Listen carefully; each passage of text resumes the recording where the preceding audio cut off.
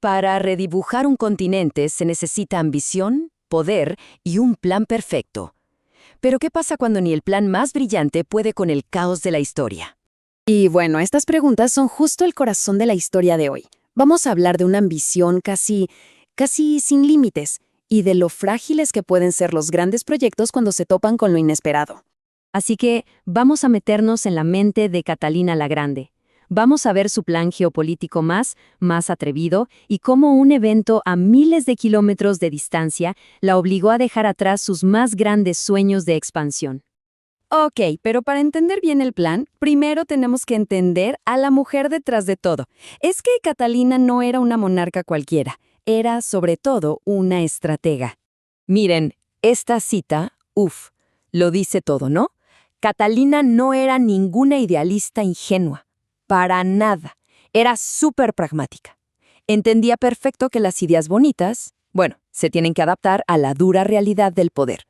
Sabía que para gobernar un imperio como Rusia necesitaba una mezcla muy particular de ilustración y mano dura.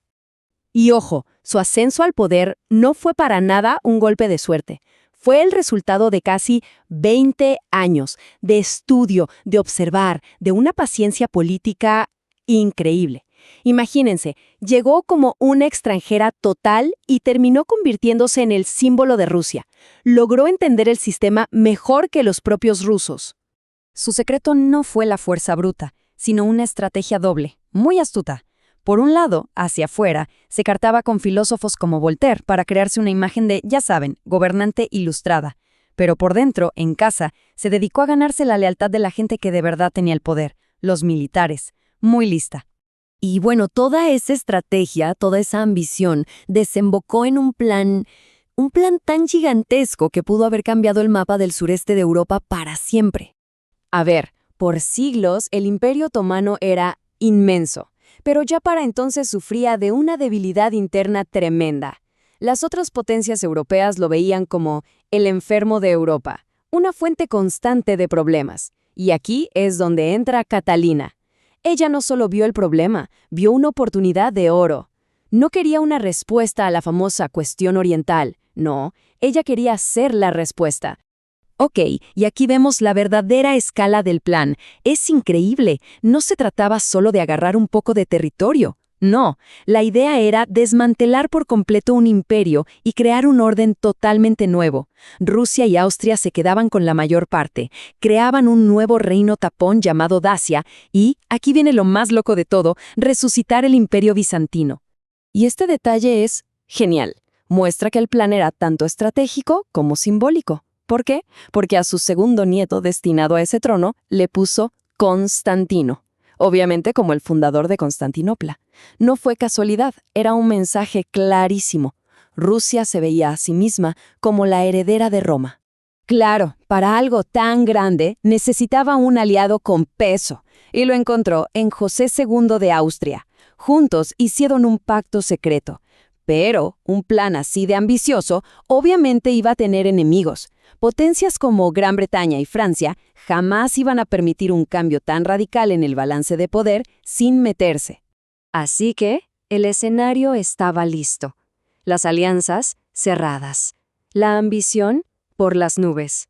Y de repente, un evento a miles de kilómetros de distancia lo cambió absolutamente todo. Y aquí es donde la historia da un giro de 180 grados. Toda la estrategia de Catalina, que construyó con tanto cuidado durante años, estaba a punto de estrellarse contra una fuerza que nadie vio venir. Esta frase revela el horror que sintió Catalina. Piénsenlo. La misma emperatriz que coqueteaba con las ideas de la Ilustración, de repente vio cómo esas ideas llevadas al extremo en Francia creaban lo que para ella era un monstruo. El ideal se había vuelto una pesadilla. Y aquí está el meollo del asunto, la razón del fracaso. La Revolución Francesa no fue solo un evento lejano, fue como un terremoto que sacudió los cimientos de todas las monarquías de Europa. De repente, la amenaza principal ya no era un imperio viejo y en decadencia. No, la nueva amenaza era una idea súper contagiosa, que a los reyes se les podía derrocar. Austria su principal aliado, de pronto tuvo que enfocar todos, pero todos sus recursos en contener esa enfermedad revolucionaria en su frontera. Así que el proyecto griego no fue derrotado en batalla, simplemente se evaporó. Se volvió irrelevante frente a una amenaza existencial mucho más grande. Pero bueno, la historia de este gran plan que no fue es mucho más que una simple anécdota. La verdad es que contiene lecciones súper relevantes sobre estrategia, poder y, sobre todo, adaptación.